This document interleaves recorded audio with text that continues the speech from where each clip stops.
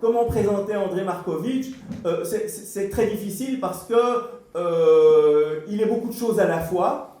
Il est poète, il est traducteur, c'est certainement le passeur le plus important de la culture russe vers le monde francophone au cours de ces dernières décennies. Hein,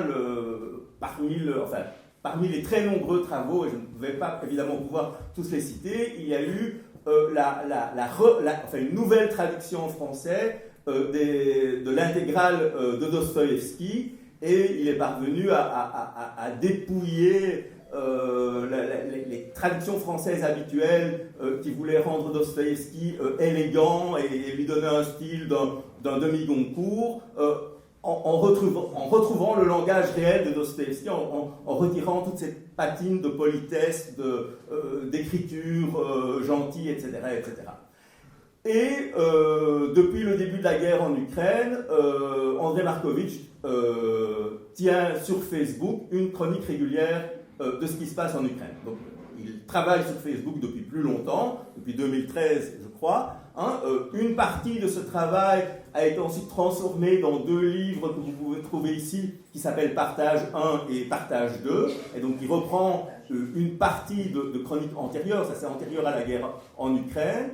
Et en ce qui concerne l'Ukraine, il a écrit également un pamphlet, et si l'Ukraine libérait la Russie, dans lequel il se pose la question finalement de quelle dynamique, tant positive que négative, la guerre en Ukraine peut ouvrir pour la société russe.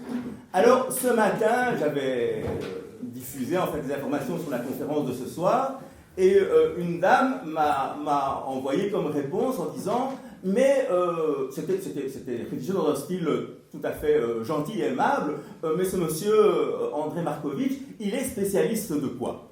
Et là, je me suis retrouvé à un moment donné bloqué, parce que franchement, je crois qu'il n'est pas spécialiste et que c'est ça la qualité de ce qu'il écrit sur l'Ukraine. Ce n'est pas un historien, c'est encore moins un spécialiste des affaires militaires, etc., etc. On pourrait faire une longue liste de toutes les matières dont il n'est pas spécialiste.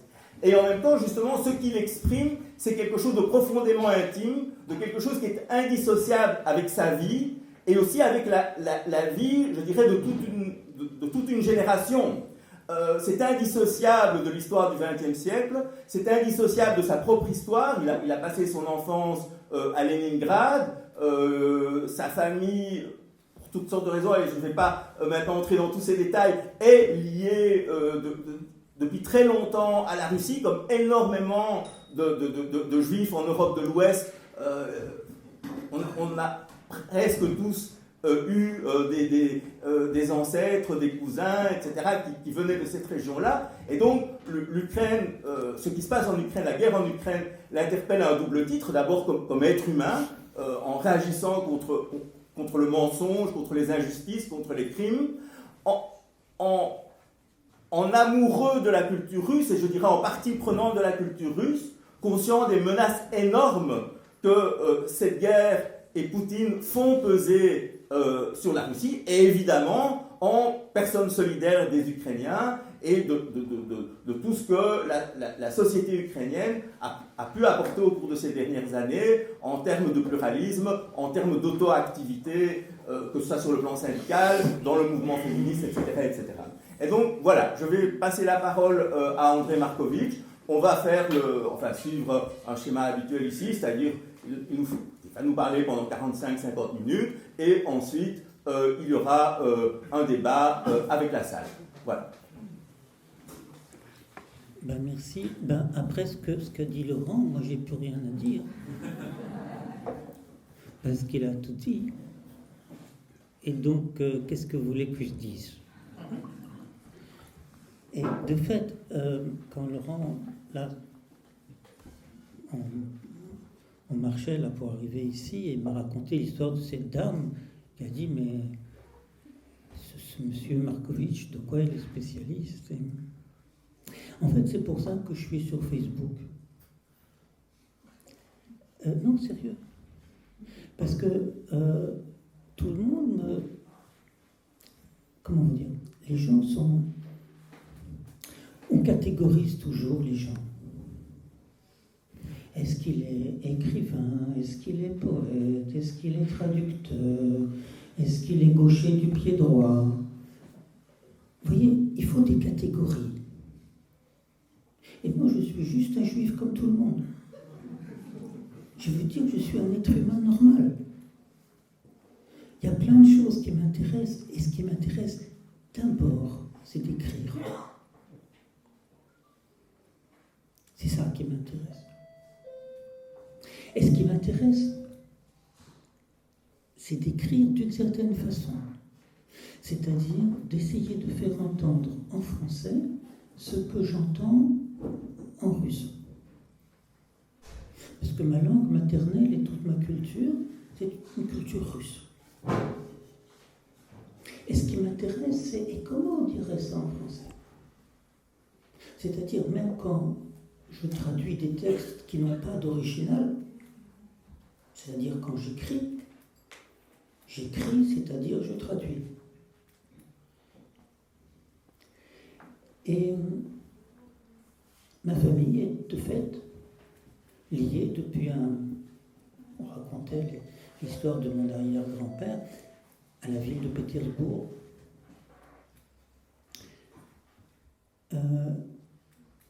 J'ai bien connu ma grande-tante, qui est décédée quand elle avait plus de 100 ans, qui est née en 1890, et qui a connu à peu près tout ce que pouvait connaître une ou un intellectuel russe, juif ou pas, dans sa vie. Ma mère est née en Sibérie, où ma grand-mère et ma grand-tante étaient pour des raisons qui n'avaient rien à voir avec le tourisme. Même si ma grand-tante a créé là-bas un musée des traditions populaires, des peuples de Yenisei, du Signe. Bon, bref.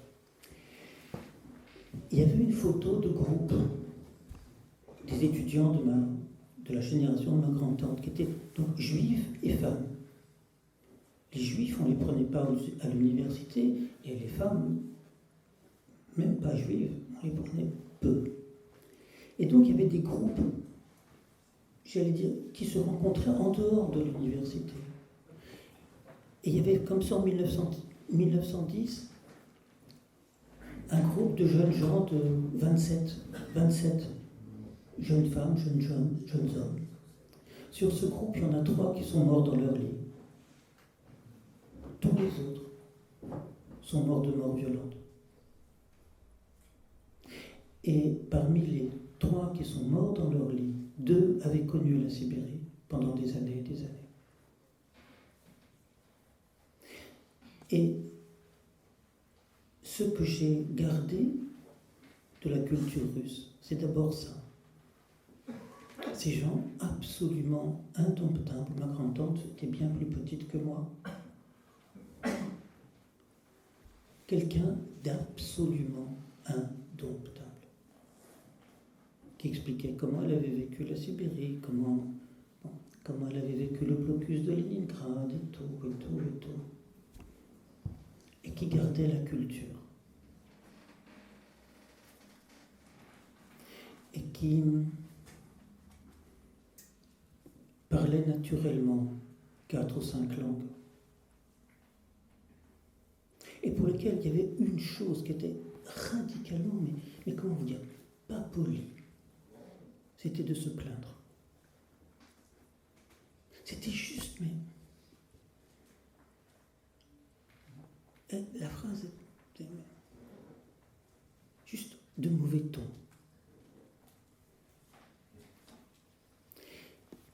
Et tout mon travail, ça a été pour essayer de traduire cette chambre de l'appartement communautaire dans lequel vivaient ma grand-mère et ma grand-tante. Cette atmosphère, les livres qui étaient là. Elle avait vu, pas connu, mais vu Alexandre Blok, vu Akhmatov, vu Mandelstam et tout ça.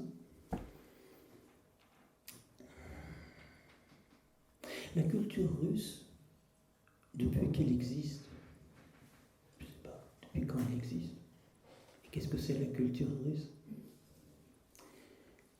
s'est toujours construite en gros, non pas contre le pouvoir, mais en dépit du pouvoir.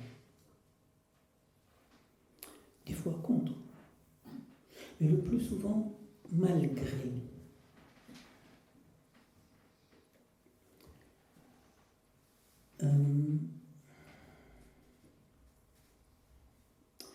Et sur Facebook, j'écris, je publie des traductions, je publie des notes, des souvenirs. Je fais comme je veux. Et en particulier, ce que je fais, c'est que je traduis les choses que je vois de la vie russe. Sur YouTube, sur de toutes sortes de canaux sur Internet que vous pouvez trouver. Qu'est-ce que ça veut dire? Et depuis des années, j'assistais à la montée du nationalisme et du militarisme du régime de Poutine. Depuis des années et des années et des années. C'est ce discours qui était un discours de haine de plus en plus violente,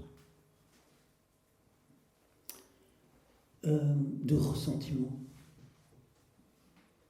de création d'une identité. Toutes les identités sont créées. Je suis très antinationaliste, quels que soient les nationalismes.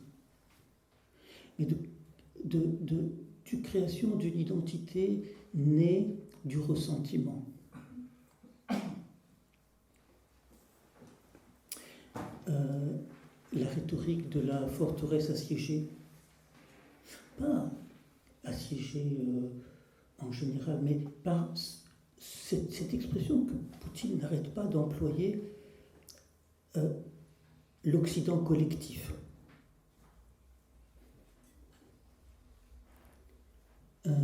Contre nous.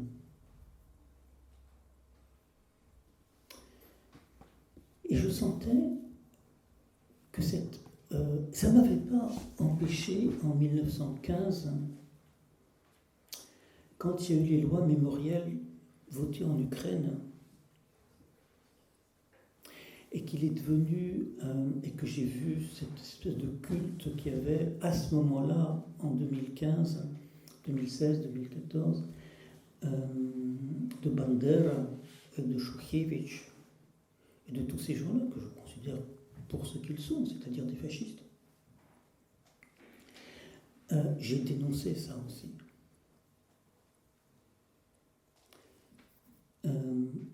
Parce que c'est pas parce que tu luttes contre le nationalisme de Poutine que tu n'es pas nationaliste. Il se trouve que au fur et à mesure que les années passaient, le poids de l'extrême droite en Ukraine diminuait. Au point qu'aux dernières élections, il y a eu, je crois, un député fasciste. Quand je pense à ce qui se passe en France, je me dis, bon. Et, enfin, oui, je ne discute pas. Voilà. Voilà. Et à un certain moment, ça commençait à s'emballer réellement. Parce que ce discours nationaliste s'accompagnait d'un discours d'une répression de plus en plus violente contre l'opposition. Après la tentative d'empoisonnement de Navalny. Et d'autre part, ça arrivait au moment où l'économie de la Russie commençait réellement à s'effondrer. C'est-à-dire que les structures mafieuses de l'État de Poutine, le racket, et simplement la verticalité du pouvoir, faisait qu'il n'y avait plus rien de vivant qui marchait. Parce que ce que fait Poutine n'est pas un héritier de l'Union soviétique. Poutine est un héritier de l'Empire russe. Et Poutine gouverne selon ce qu'on appelle en Russie la triade d'Uvarov. Vous savez ce que c'est ? Ouvarov, c'était un des ministres de Nicolas Ier qui a en quelque sorte théorisé le pouvoir, dictatorial, disons, despotique de Nicolas Ier, selon 3 principes fondamentaux: orthodoxie, autocratie, principe national. Bon, l'orthodoxie, ça va de soi, hein, tout vient de Dieu. Autocratie, c'est-à-dire que tout vient de Dieu, donc l'autocrate est naturellement désigné par Dieu, et donc il a l'onction divine, c'est-à-dire que quand il parle, il est en quelque sorte Dieu sur terre, et le pouvoir est par définition vertical. Il n'y a pas de délégation de pouvoir. Et puis, принцип national. En russe, народность. А тут кто-нибудь говорит по-русски? Vous comprenez, c'est très difficile de traduire ça, ce que ça veut dire народность. Народ, c'est à la fois le peuple et la nation. Ça serait plus facile en allemand de traduire ça. Ouais, je sais pas. Et c'est-à-dire que il existe un principe national dont l'expression la plus achevée est l'autocrate. Et ça signifie donc que tout ce qui n'est pas russe à l'intérieur de l'empire russe n'existe pas. Et ça, c'est les 3 principes de Nicolas Ier qui sont repris depuis toujours par Poutine. La seule variante que Poutine a faite, c'est qu'il a mis d'abord le principe de l'autocrate. Mais le rôle de l'Église orthodoxe en Russie, je n'ai pas besoin de m'étendre sur ça. C'est une catastrophe radicale. Et donc, ce principe national devenait, au fur et à mesure des années, un principe qui s'exprimait que par la guerre, que par des images de guerre. J'ai fait, il y a quelques années, une étude de traduction sur les chaises longues. Et je veux dire que je suis tombé, en habitant en Bretagne, où on est très sensibilisé au nationalisme en Bretagne, pour plein de raisons sur lesquelles je ne parlerai pas maintenant. Et on est arrivé dans une galerie marchande, une grande surface, là, un Leclerc pour ne pas le nommer, et il y avait une opération commerciale sur le Gwenadu, sur le blanc et noir, sur le drapeau breton. Et tout était en Gwenadu. Alors vous aviez un cendrier en Gwenadu, vous aviez des chaises longues en Gwenadu. Mais vous n'aviez pas de slip en Gwenadu et pas de paillasson en Gwenadu. Et c'était expliqué. Parce qu'on ne marche pas sur le drapeau et on ne s'assoit pas sur le drapeau. C'était en toutes lettres. Hein. Le même jour, sur YouTube, en Russie, je vois des chaises longues en vente, pas avec le drapeau tricolore, mais avec la croix de les rubans de Saint-Georges, militaire de l'Empire, avec les mêmes arguments, avec une variante. Il y avait un pull de femme. Et les images, les illustrations, les dessins du pull de femme, c'était des chars d'assaut. Stylisés. Et là, je me suis dit, il y a quand même quelque chose. Il n'y a rien de plus cosmopolite qu'un nationaliste. Ils sont tous pareils. Quels qu'ils soient. Et le 24 février j'ai été stupéfait et surpris. Comme tout le monde. Tout le monde savait. Et personne ne s'y attendait. Et la première chose qui m'a frappé, comment dire, j'ai traduit, comme Laurent a dit, tout Dostoïevski. Enfin, pas les articles, parce que je ne voulais pas traduire les articles. Mais je les ai traduits quand j'avais 30 ans. J'en ai 60 maintenant, 62. Et plus je vieillis, plus je déteste les barbes.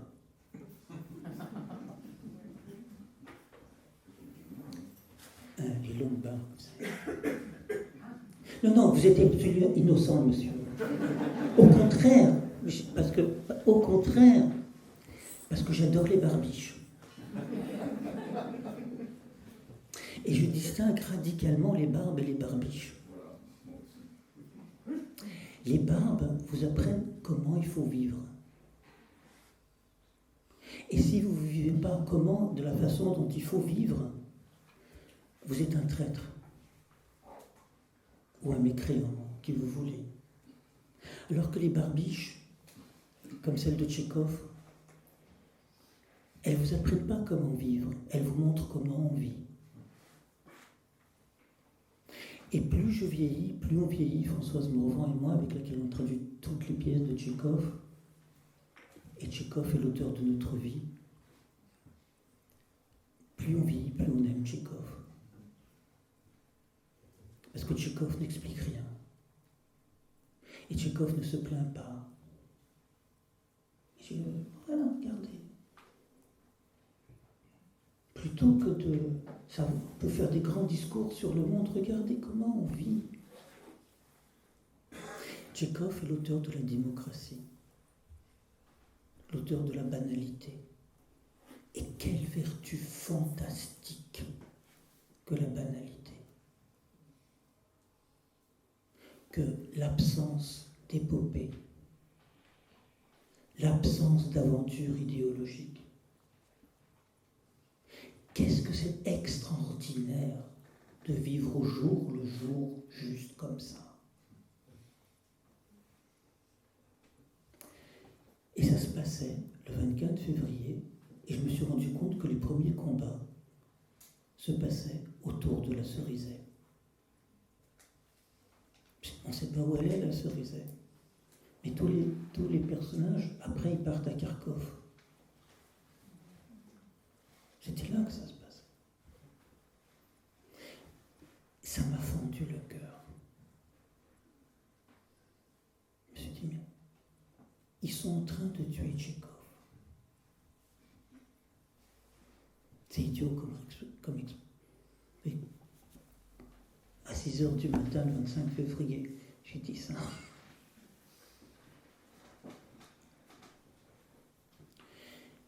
Parce que de fait, je ne suis pas du tout un spécialiste de la politique. Pas du tout. Dieu me préserve d'être un spécialiste des choses militaires, de la sociologie, de rien, juste rien.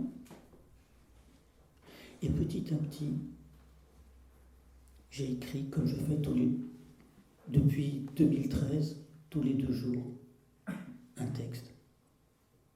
Et au lieu de parler de plein de choses, comme je faisais d'habitude, je me suis vu obligé de ne parler que de l'Ukraine. Comme si ce qui se passait en Ukraine mettait en cause radicalement toute ma vie et tout mon travail. Comme si se passait là, comme une espèce de... Comme si je voyais là le miroir de toute la vie russe.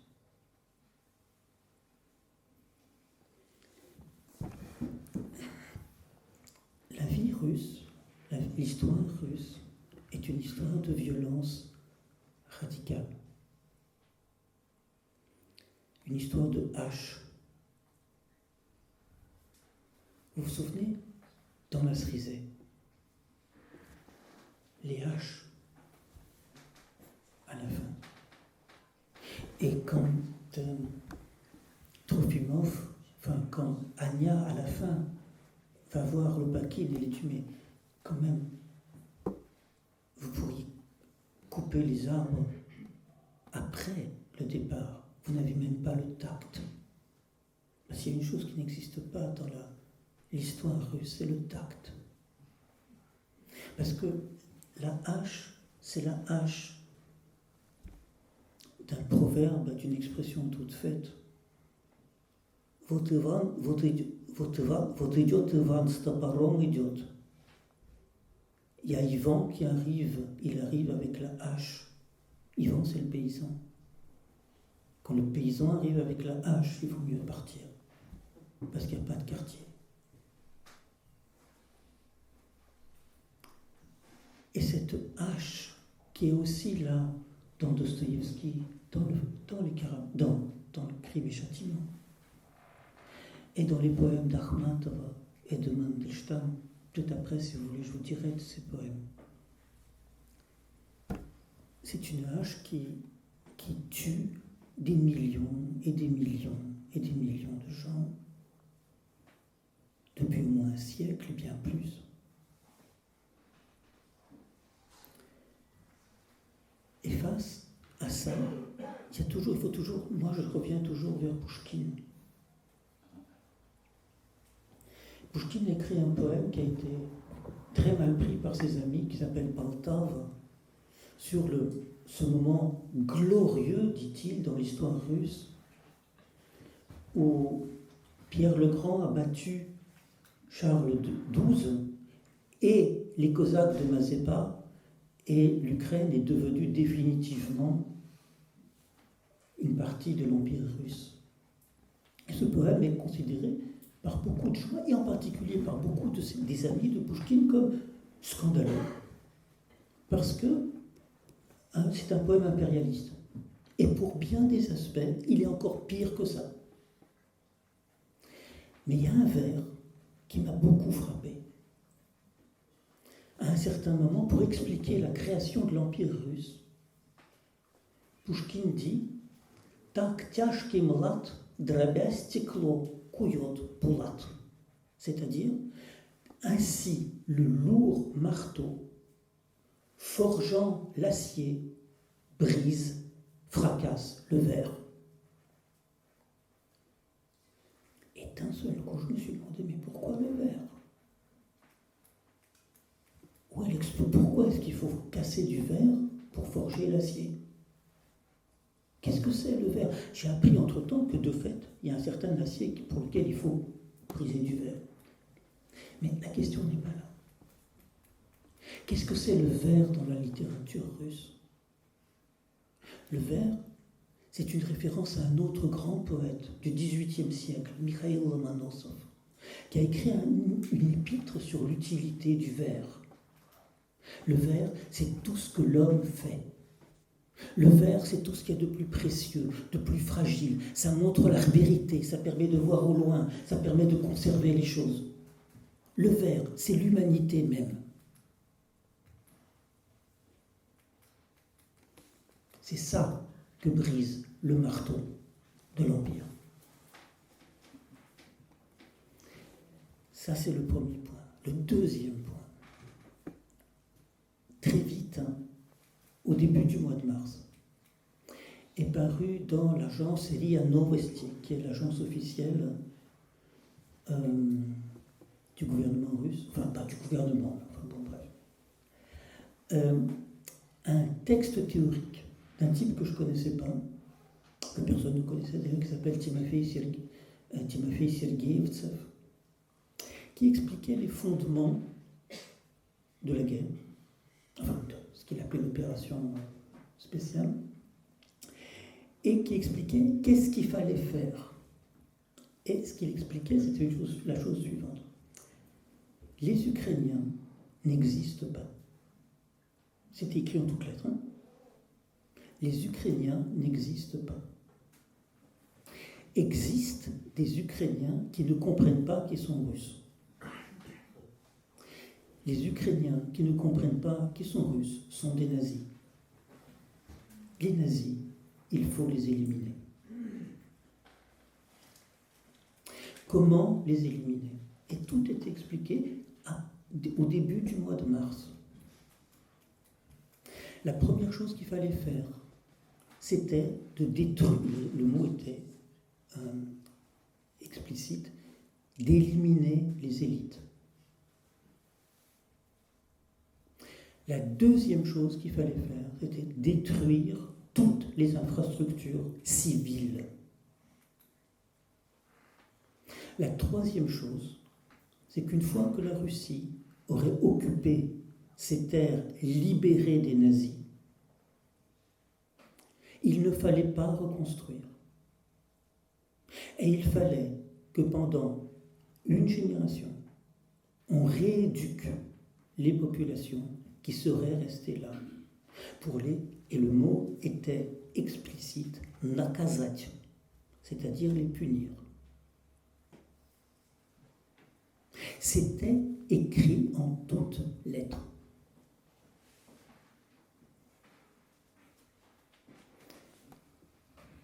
Et c'est exactement ça que fait l'armée russe.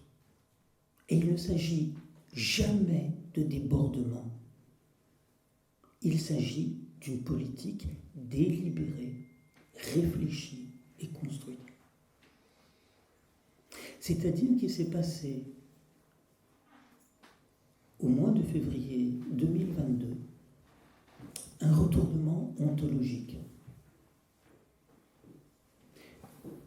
Le traitement réservé aux populations ukrainiennes est exactement le traitement réservé par les nazis aux populations, non pas juives, les juifs étaient tous massacrés, mais polonaises, ukrainiennes, biélorusses.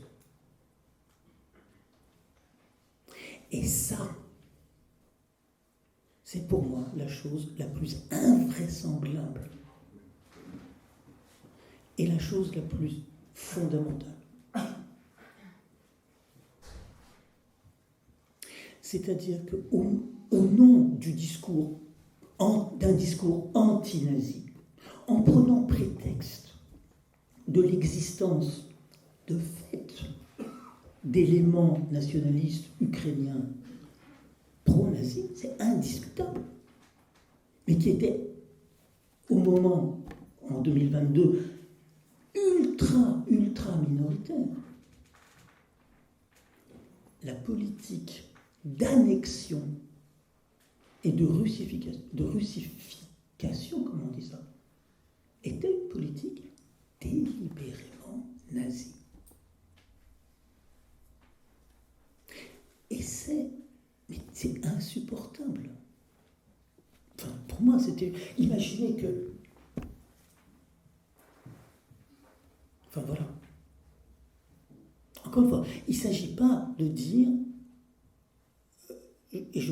c'est pour moi très important, il s'agit du traitement des populations occupées à l'Est non juives. Donc,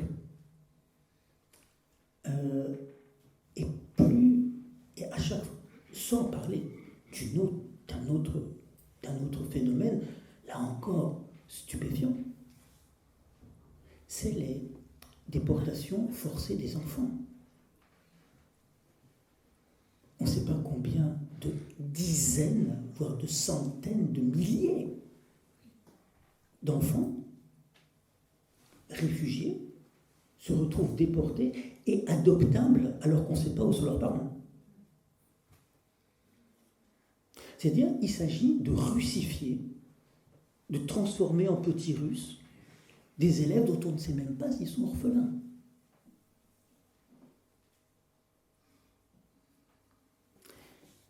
Et donc, à chaque fois, tous les 2 jours, j'essaie d'analyser ce que je vois, d'analyser le discours, ce que les gens disent. Et dès le 3e jour de la guerre, j'étais absolument persuadé que l'Ukraine finirait par vaincre la Russie. Et je l'ai été d'une façon très simple. Au 3e jour de la guerre, les Ukrainiens qui étaient en déroute ont, d'une façon que je ne sais pas, que je ne connais pas, sont tombés sur un convoi de ravitaillement de nourriture de l'armée russe. Et se sont emparés des camions. Et ils ont ouvert les camions, quoi. Et il y avait dedans, il n'y avait pas d'armes, il n'y avait pas il y avait des rations alimentaires. Ces rations alimentaires étaient périmées depuis avril 2015.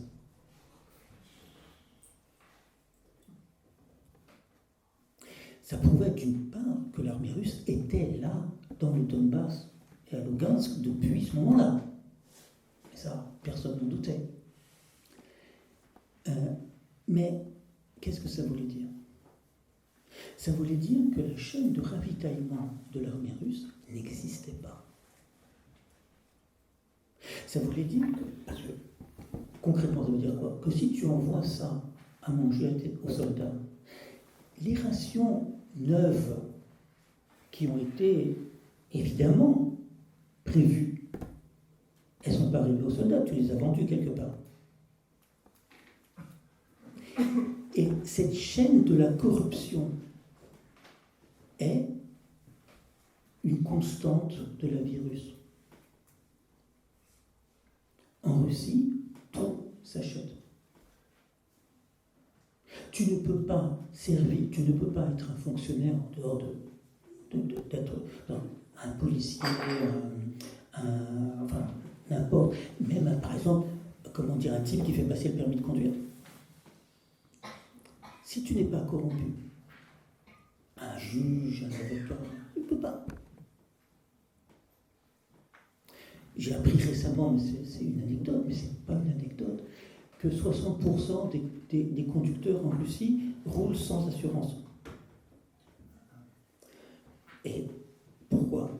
Parce que ça coûte moins cher de donner un truc quand il y a un contrôle au flic. Tout simplement.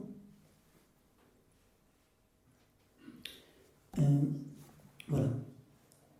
Et cette chaîne de commandement et cette chaîne de corruption fait que l'armée russe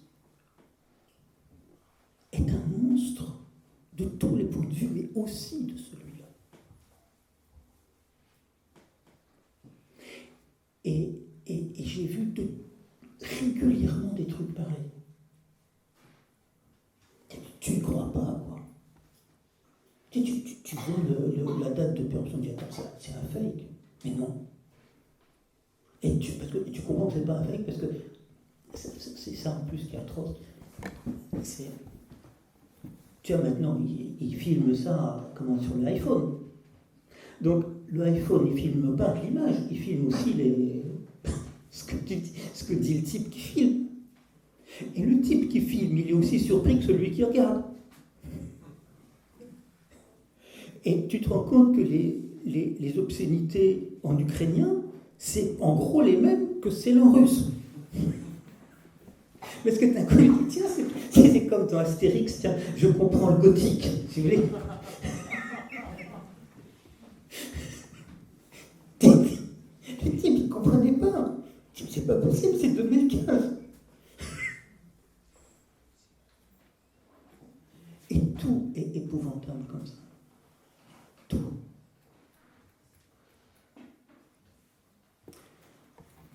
Et voilà. Et du coup, qu'est-ce que moi je peux faire? Je peux écrire. Je peux raconter ce que je vois. Avec cette espèce d'ébahissement d'horreur. De voir ça. Et de comprendre qu'il ne s'agit pas de crimes de guerre faits par des maraudeurs. Mais non, il s'agit d'ordre donné dans les plus hautes instances.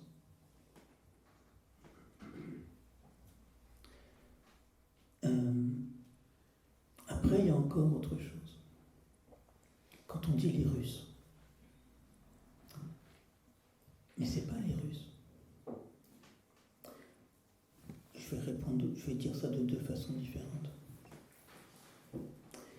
pas les Russes, parce que une des choses monstrueuses qu'on a vues avec cette guerre, c'est qu'à peu près Méduse, un des groupements de journalistes interdits, enfin classés comme soi-disant agents de l'étranger, mais qui font un travail absolument extraordinaire, a analysé 3000, je crois, a analysé l'origine sociale ou géographique de 3000 morts parmi les soldats russes. Et ils sont arrivés à la conclusion qui, là encore, les a ébahis, qu'il y avait à peu près 90% de ces soldats qui étaient d'abord ethniquement pas russes, ou de toutes sortes d'autres nationalités. Il y a en Russie, je ne sais pas, des centaines d'autres, une centaine d'autres nationalités. Mais surtout, ils venaient de régions dans lesquelles la moyenne de revenus par habitant était inférieure au minimum vital. C'est-à-dire que l'armée est la seule solution pour une partie immense de la population qui n'a simplement aucune autre issue pour vivre. Et on ne se rend pas compte que ce qu'on appelle la Russie est une entité qui n'existe pas. C'est-à-dire qu'on parle de Poutine comme celui qui assure la stabilité d'un État, mais cet État n'existe que par la contrainte. Et en fait, l'État est divisé entre seigneurs de la guerre, qui, chacun dans leur province, font régner leurs lois. Et que le souci majeur d'une part très importante de la population, c'est pas la guerre en Ukraine, c'est juste la survie au jour le jour.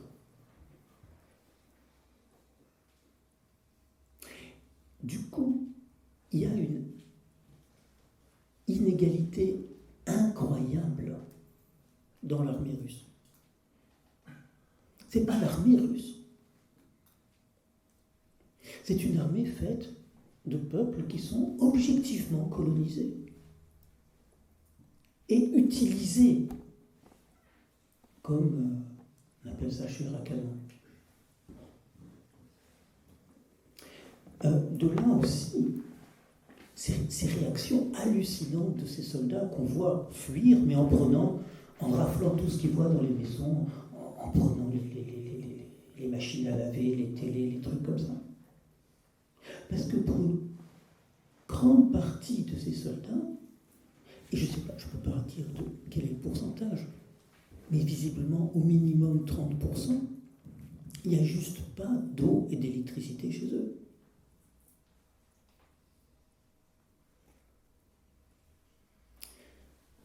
Et c'est encore une autre réalité, encore un autre miroir de cette guerre.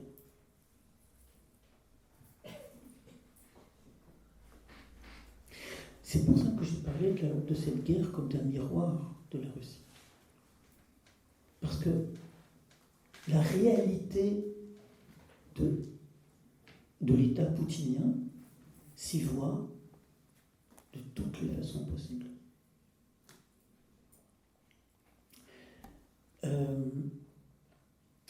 Mais tout change d'une façon très, très, très rapide. Parce que jusqu'il y a encore 2 jours, la guerre, concrètement, ne concernait en Russie quasiment personne. Elle ne concernait que, sauf cas exceptionnels, et réellement sans doute liés à des accidents, que des volontaires. Et cette armée de volontaires, soi-disant la 2e armée du monde, se fait démolir sur le terrain. Au prix de pertes qui sont stupéfiantes. Et là encore, il y a un document dont il y en a qui disent que c'est un fake, d'autres qui disent que non. Et je serais plutôt pensé que ce n'est pas un fake. pour dire l'ampleur des morts, du nombre de morts. C'est un document interne au ministère des Finances de la Fédération de Russie,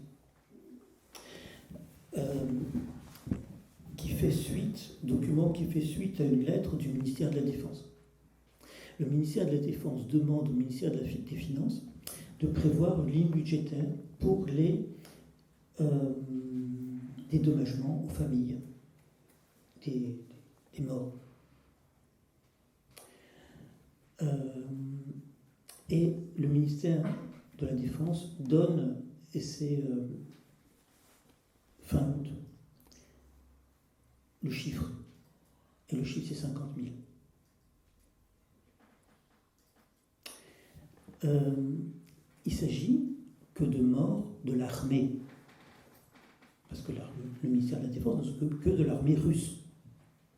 Mais il y a les milices du Donbass et de Lugansk où tous les hommes ont été raflés. Et il y a les mercenaires.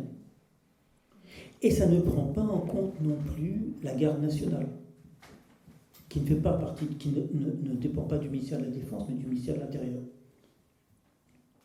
C'est-à-dire que si on accumule, on n'a pas les chiffres exacts, mais si on accumule, c'est quelque chose comme au minimum 70 000 morts. Avant, je pensais, et c'était le cas dans les conflits précédents, qu'un mort, ça signifie mathématiquement 3 fois plus de blessés. J'ai appris hier que ce n'était pas vrai. Avec les moyens des guerres contemporaines, c'est 2 fois. 2 fois, et c'est-à-dire qu'il y a au minimum donc 70 000 blessés. Et que de ces blessés, seulement 10% sont en état de reprendre le combat. Parce que les blessures sont d'une telle violence que 90% des blessés restent estropiés à vie. J'ai appris ça hier. Ça explique la première levée de 300 000. En fait, c'est beaucoup plus. C'est 1 million et sans doute beaucoup plus. Ça ne dit pas les pertes ukrainiennes qui ne sont pas spécifiées. Les Ukrainiens les gardent. D'après ce que je peux comprendre, les services américains plus ou moins comptent qu'il y a au minimum entre 20 et 30 000 morts. Je veux dire militaires. Mais je n'ai pas les chiffres, je ne peux pas dire. Mais ce qui est sûr, c'est qu'il y a 2 semaines, j'ai publié une chronique qui s'appelait 87 000. 87 000, c'est le nombre de morts identifiés à Mariupol. De morts pour lesquels on a un nom. 87 000. Sur une population qui faisait 400 000.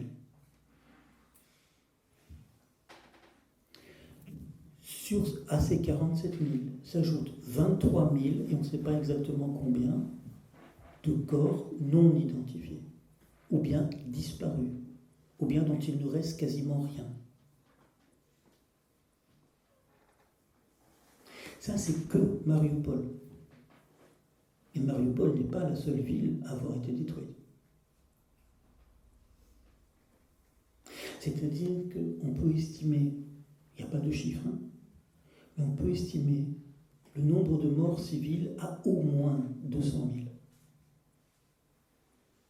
Au minimum 200 000. C'est dire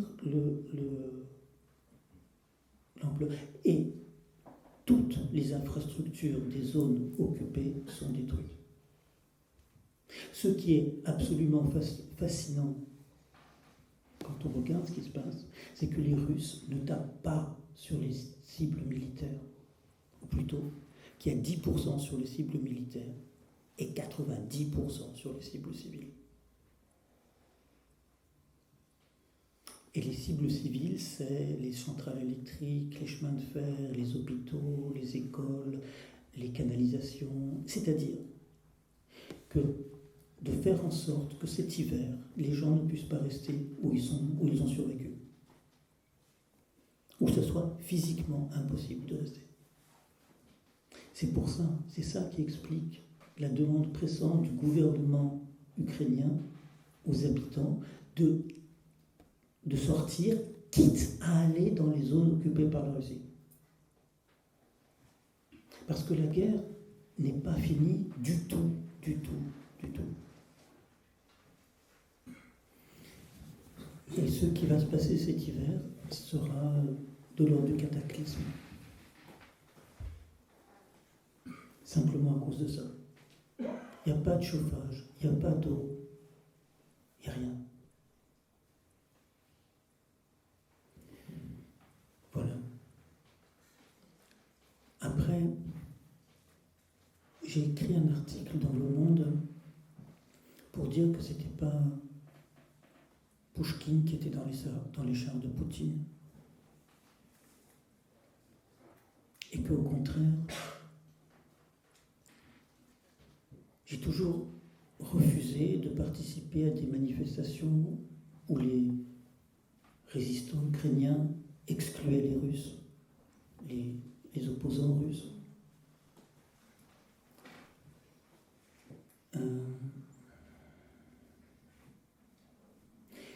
Je pense toujours que les victimes principales, par le fait de la géographie, de ce déluge de monstruosité que Poutine a déclenché, c'est la population russophone d'Ukraine.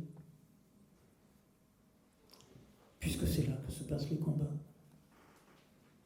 Et c'est ça qui est, pour moi, encore bouleversant, c'est que les victimes, les bourreaux parlent la même langue.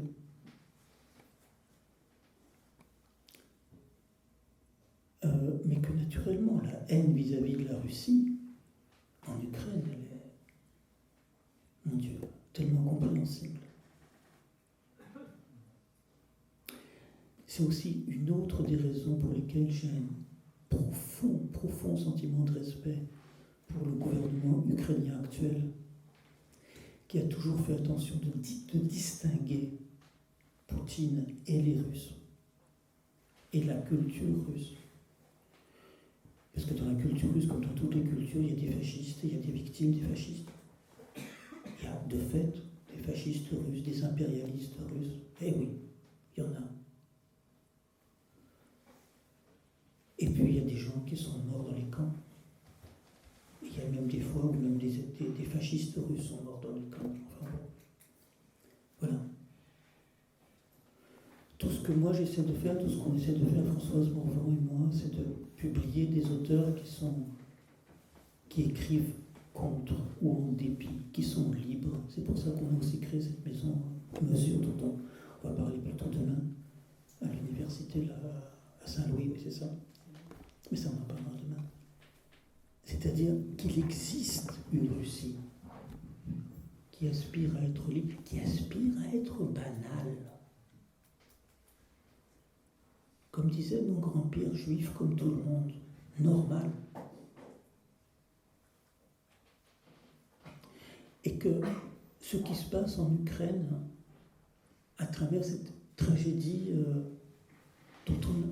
j'en parle là, mais je pense que, c'est-à-dire, on est là en ce moment pour découvrir ce qui s'est passé en Ukraine, ce qui se passe en Ukraine en ce moment, dans la situation où étaient les armées alliées, disons en janvier 1945, quand on découvrait les camps, petit à petit, et qu'on ne savait pas qu'est-ce que c'est ce truc, qu'on n'avait pas de comparaison. Et donc, plus le temps va passer, plus on va découvrir. Parce que je n'ai pas parlé des viols systématiques. Mais c'est un sujet épouvantable.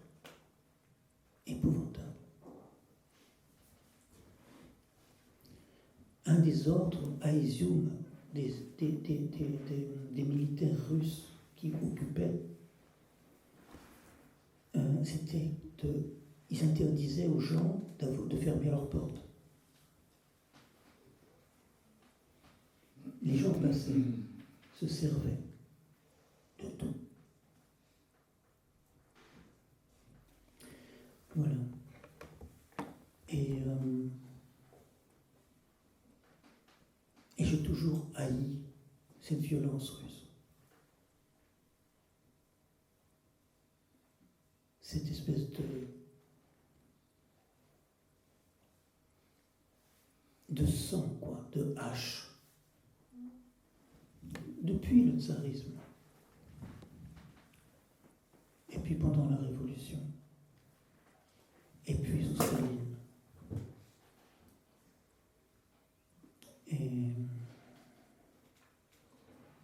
Et maintenant. À un certain moment, j'ai décidé que je ne retournerai plus en Russie. C'était bien avant l'Ukraine. Parce que c'était trop... Comment vous dire? Vous savez, tout mon travail, peut-être tout le travail de Françoise Morvan, il est sur l'idée de lieu, de maison. Pour moi, c'est cette chambre de l'appartement communautaire. Mais il y a une différence entre le lieu mental qui vous fait travailler, qui vous fait vivre, qui ne vieillit pas. Parce que c'est ça qui vous... cette source de vie constante. Et le lieu physique. Le lieu physique tue le lieu mental. Parce que le temps passe. Parce que dans ce lieu qui est pour vous mental, il est entouré par plein de choses, par la vie, quoi, tout simplement. Et à chaque fois que j'allais en Russie, j'en ressortais ronché, sali, meurtri, par cette haine, par cette vulgarité, par cette espèce de saloperie, il n'y a pas d'autre mot, qui était là à tous les coins de rue. Et à un certain moment, j'en ai eu marre. J'ai raconté ça dans un bouquin qui s'appelle L'appartement. Sur comment j'ai voulu acheter comment j'ai acheté un appartement et comment... Bon, comment je l'ai revendu et comment j'ai jamais vécu. Parce qu'il était temps de partir.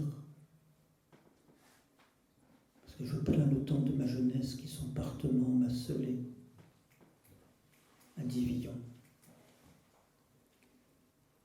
Et j'avais décidé et j'ai toujours décidé de ne plus revenir en Russie, jamais. De ne pas avoir, de ne traduire de la littérature russe que des auteurs qui sont dans le domaine public, qui sont morts depuis longtemps. Sauf Gennady Aïgui, mais le pauvre. Qu'est-ce qu'il a subi, lui? Voilà. C'est pas très gai comme conversation. Mais j'espère de tout mon cœur que le régime de Poutine s'effondrera. Je pense qu'il va s'effondrer. Je ne sais pas quand. Je ne sais pas ni Madame Soleil ni quoi. Mais il est plus que temps. Merci beaucoup.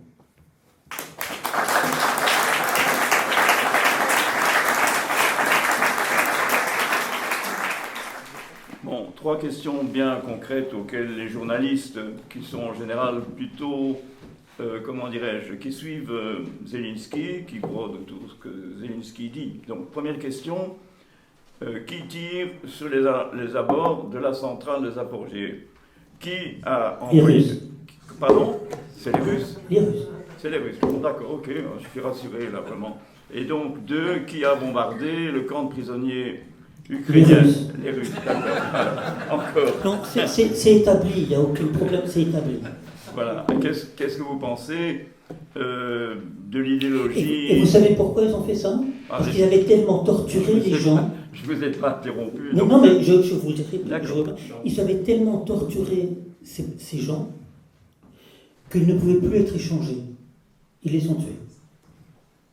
Alors, autre question, c'était dans le monde diplomatique. Le responsable de la culture a dit qu'il fallait absolument bannir les poètes et les écrivains russes que vous avez cités, parce que consubstantiellement, ça porte l'idée d'un impérialisme, d'une supériorité extraordinaire. Et alors, ce qui me gêne un petit peu quand même, c'est que l'extrême droite qui profite de la situation, mais qui est-ce qui a précédé l'adhésion à l'OTAN d'un certain nombre de pays? Est-ce que c'est le glissement à l'extrême droite? Pour moi, l'extrême droite et la droite classique se confondent désormais en Europe. Alors, il y a aussi la nucléarisation de l'Europe. Donc, tous les pays qui ont acheté des F-35 sont des cibles potentielles en cas de guerre nucléaire. Et la suite, c'est quoi? Avec l'artillerie que l'armée ukrainienne a reçue, je ne vois pas d'autre solution militaire de bombarder le Donbass et puis de bombarder la Crimée, un peu la Russie aussi, puisque c'est ça le but. Donc notre représentant à l'Union européenne, qui s'appelle Charles Michel, il a dit on va reconquérir la Crimée. Je pense qu'il a envie d'envoyer les chasseurs ardennais là-bas, quoi, hein, c'est quelque chose comme ça. Pour répondre à madame, je ne sais absolument pas ce qui sera, ce qu'il y aura après. Il est évident qu'il n'y a pas d'opposition, comment vous dire, structurée, et que Poutine ne peut pas être renversé par une opposition. Il ne sera renversé que par des membres de son clan qui comprendront que plutôt que de perdre la vie et leurs milliards, on peut garder les deux en tuant leur chef. C'est ça le calcul. Ces gens seront des bandits exactement comme Poutine. Mais comme le régime est absolument vertical, là, petit à petit, d'une façon ou d'une autre, il y aura un début de vie politique. Il est tout à fait possible qu'il y ait une série de guerres civiles.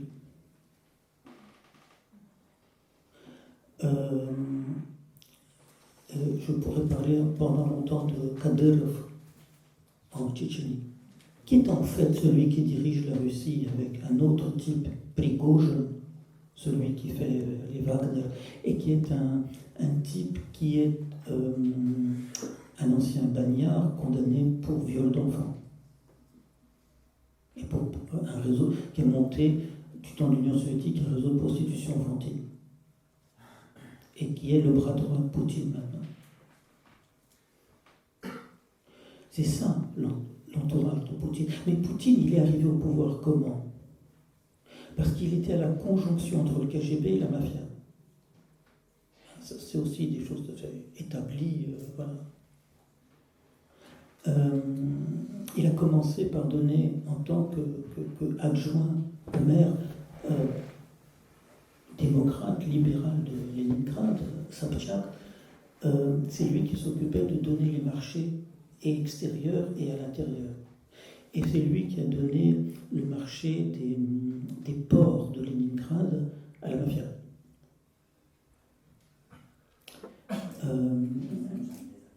Ça, c'est des choses qui sont établies depuis des années, une vingtaine d'années. Hein, c'est pas, voilà. Voilà. À partir du... C'est ça qui est...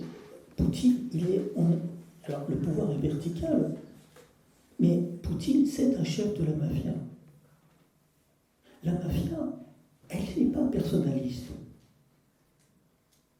Si le chef met en danger le groupe, il saute. C'est ce qui s'est passé avec les Corléonais. À un certain moment, Totorina, il dérangeait trop. Alors on l'a donné. C'est très envisageable qu'il se passe la même chose. Voilà, c'est tout ce que je peux vous dire. Mais d'ici qu'il y a une démocratie en Russie, malheureusement, et pourtant, il n'y a jamais... Je peux prendre... Je dis toujours, mais c'est une chose qui est importante pour moi. Il y a en russe 2 mots pour dire liberté. Il y a svoboda et volia. Svoboda, c'est la liberté politique. Elle n'a jamais existé en Russie. Juste jamais. Elle a existé nominalement et un petit peu pour les intellectuels et dans les faits dans les dernières années de la perestroïka. Et elle s'est noyée dans la crise économique. Ou plutôt, on l'a noyée dans la crise économique. Et il y a un autre mot, vola. Vola, veut dire à la fois liberté intérieure et volonté. Et ça, c'est un principe intangible de toute vie, j'allais dire spirituelle, intellectuelle, émotionnelle en Russie. Si tu n'as pas ta vola, tu es ni volny, c'est-à-dire prisonnier.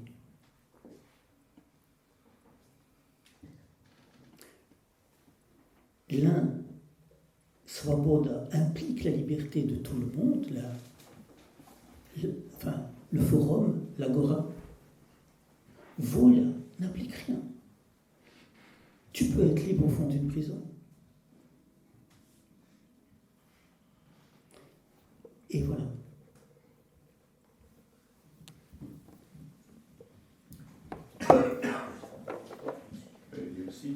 Je voulais aussi te poser une question, c'est sur, tu as cité Medusa, il y a aussi Nova Gazeta, c'est-à-dire qu'il y a un certain nombre, je dirais un nombre important de journalistes russes qui continuent à faire le travail honnêtement et avec énormément de qualité, souvent d'ailleurs avec l'accès en anglais, donc une partie importante de leur production se passe à la fois en russe et en anglais. Et peut-être tu peux dire justement quelques mots sur cet aspect-là, la presse libre qui reste...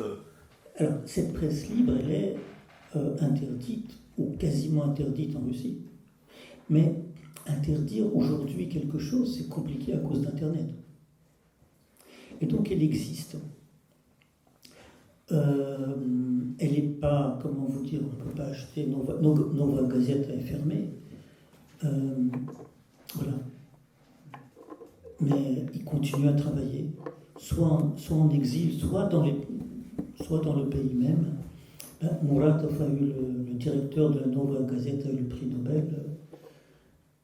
Et voilà. Et c'est des gens qui tous protestent d'une façon très ferme, très claire contre la guerre. Voilà. Après, il y a ce qui se passe en ce moment avec Alexei Navalny, qui est en train d'être tué en prison par les conditions dans lesquelles il est détenu, constamment au cachot, constamment puni, constamment... Voilà. Il y a aussi ça. C'est-à-dire qu'il existe une opposition. Si Navalny sortait, il aurait un poids réel. C'est pour ça que le pouvoir veut le tuer avant. Il n'est absolument pas certain que Navalny ne va pas rester vivant encore un an. Et Poutine fait ça d'une façon très très claire, parce que Navalny est le seul homme politique qui a une aura nationale. Voilà. Mais au moins on voit Navalny, quoi. Tandis que Assange, depuis 2 ans et demi... Est-ce qu'il y a d'autres questions? Pardon? La question, mais je ne comprends pas comment, si Navalny est si dangereux, comment on lui donne la parole maintenant? Voilà une question. Merci. Est-ce que vous m'entendez? Non. Vous m'entendez Si je parle fort, vous m'entendez? D'abord, je suis très émue de m'adresser à vous, Monsieur Markovitch, parce que j'enseigne la traduction.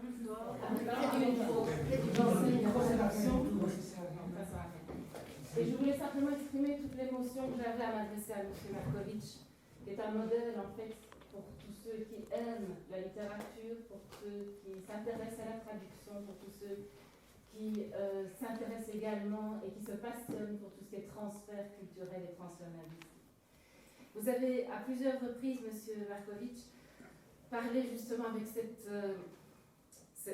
aura justement pédagogique, didactique qui est la vôtre, de ce transfert qui est on ne peut plus complexe, nuancé, difficile d'une langue à l'autre. Plusieurs fois, vous avez donné plusieurs traductions pour le même mot. Et je voulais évoquer ici un de nos amis, qui est pour le moment à l'université de Kiev et qui ne veut pas sortir d'Ukraine, ne veut pas sortir de Kiev parce que ses deux fils sont au front. Je vais parler de Konstantin Sigov, qui est professeur de philosophie à l'université de Kiev. Et Konstantin Sigov, il est responsable, directeur scientifique du transfert du dictionnaire des intraduisibles en ukrainien et en russe. Ce qui veut dire que le dictionnaire des intraduisibles, qui est sans doute l'œuvre la plus ambitieuse, la plus importante de ces 20 dernières années, dont la directrice scientifique est Barbara Cassin, qui est en fait le dictionnaire des intraduisibles et du vocabulaire européen de la philosophie. Le transfert de ce dictionnaire en russe et en ukrainien se passe à Kiev. Et ça, pour moi, c'est quelque chose de fondamental, c'est quelque chose d'extraordinaire, c'est qu'on a voulu justement que ce transfert de ce dictionnaire, de la pensée finalement européenne, et qui au fur et à mesure des transferts justement, se déseuropéanise et devient universel véritablement, se fasse en lieu dépoutinisé. Et ça, c'est vraiment important. Ma question, M. Markovitch, vous avez dit « Je ne veux pas traduire d'auteurs autres que ceux qui sont tombés dans le domaine public ». Alors là, c'est un appel que je vous fais, M. Markovitch. Je vous en conjure. Traduisez ceux qui sont vivants. Traduisez la voix des vivants. Traduisez la voix de ceux qui ne peuvent s'exprimer peut-être qu'en russe aujourd'hui et qui ont des choses à nous dire d'une humanité, d'une Russie qui n'est pas justement poutinisée. Et je ne vois pas d'autres personnes que vous pour faire partie et pour faire passer ces voix-là. Merci beaucoup. Non, pour ça, après c'est des questions de droit d'auteur et des trucs comme ça. Mais là, par exemple, vous imaginez pas le calvaire que c'est de préparer une édition pour Gallimard des œuvres de Brodsky.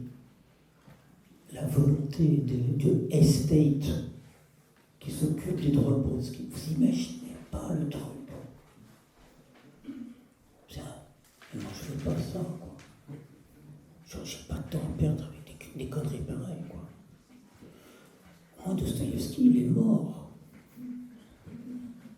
Bon, mais juste pour finir, est-ce qu'il y a... comment vous dire? Est-ce que vous avez d'autres questions? Qu'est-ce qu'on peut dire, que pouvez-vous dire sur le poème de Brodsky sur l'indépendance ukrainienne? Que c'est une connerie. Non, mais excuse-moi, mais j'ai dit ça, mais pourquoi Brodsky a écrit ça, qui est un poème de fait, tout est fait d'une grande vulgarité sur l'indépendance ukrainienne. Parce que Brodsky n'imaginait pas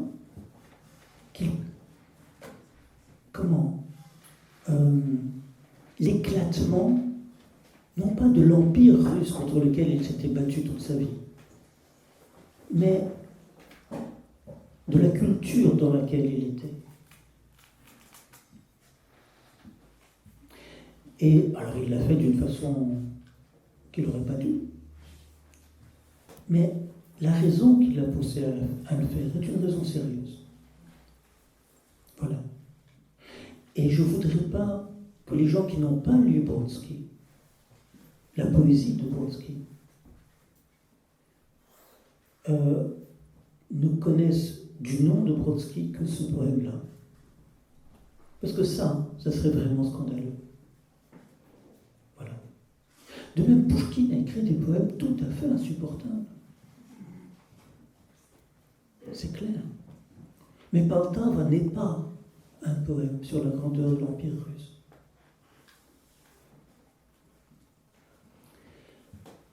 Si j'ai encore 5 minutes, 10 minutes, Pas de problème. sur ce que je ne peux pas traduire. Un poème de Ossip Mandelstam sur les haches. C'est écrit en 1921, quand il était en Géorgie, à Tbilissi, et en pleine guerre civile, ou plutôt au moment où le pouvoir bolchevique s'était installé.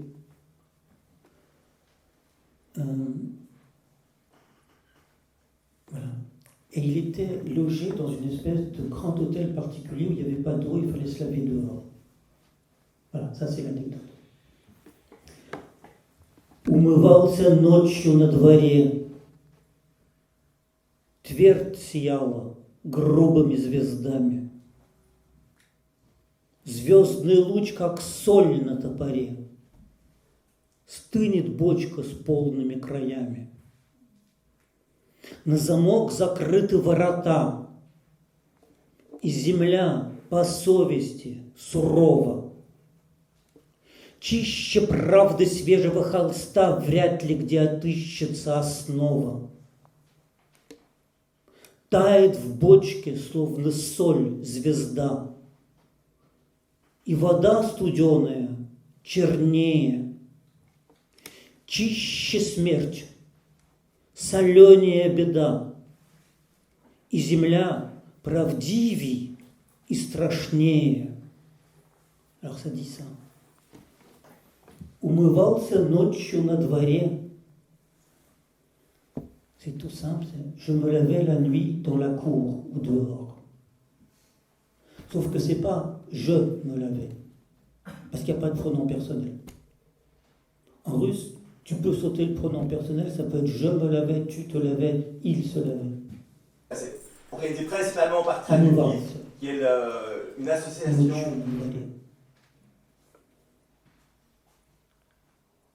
Et qu'est-ce que c'est ce rite та-та-та-та-та-та-та-та-та? А кто тут знает Лермонтова? Кто-нибудь помнит?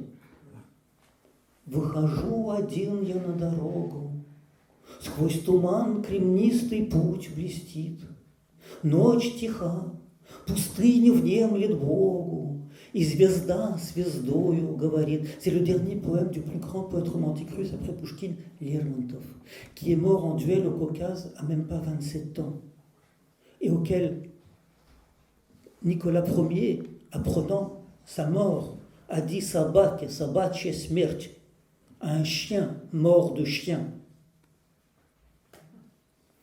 Et le poème de Lermontov dit Выхожу один я на дорогу, je sors seul sur la route, сквозь туман, à travers le brouillard, кремнистый путь блестит, le chemin de silex reluit, ночь тиха, la nuit est calme, пустыня внемлет Богу, le désert écoute Dieu, и звезда звездою говорит, et l'étoile parle avec l'étoile. Et Mandelstam fait le contraire. Ta-ta-ta-ta-ta-ta-ta-ta-tam. Au lieu de ta-ta-ta-ta-ta-ta-ta-ta. Je me lavais la nuit dehors. Твердь сияла грубыми звездами. Le ciel luisait d'étoiles grossières. Mais грубый, ça ne veut pas dire grossière seulement, ça veut dire originelle, brute, non travaillée. C'est pas travailler les étoiles. Et твердь, ça veut dire le ciel. Mais moi, pour dire, как вы говорите, le ciel, небо. Твердь, c'est ce qui est dur, comme le firmament. Le ciel dur luisait d'étoiles grossières. Умывался ночью на дворе, твердь сияла грубыми звездами. Звездный луч, как соль на топоре. Le rayon de l'étoile, c'est comme du sel sur la hache. Стынет бочка с полными краями. La barrique pleine d'eau refroidit. На замок закрыты ворота. Le portail est fermé au verrou. И земля по совести сурова, et la terre est en conscience austère.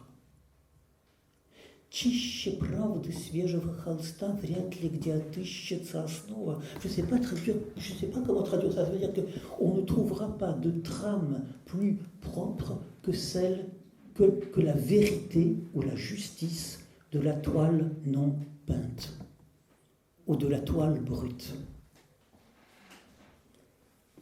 Et il s'agit d'une part tout simplement de sa serviette éponge. Mais la toile non peinte, c'est aussi une toile, la toile que Dieu peint au ciel. Et ça aussi, c'est dur, et c'est propre, et ça lave.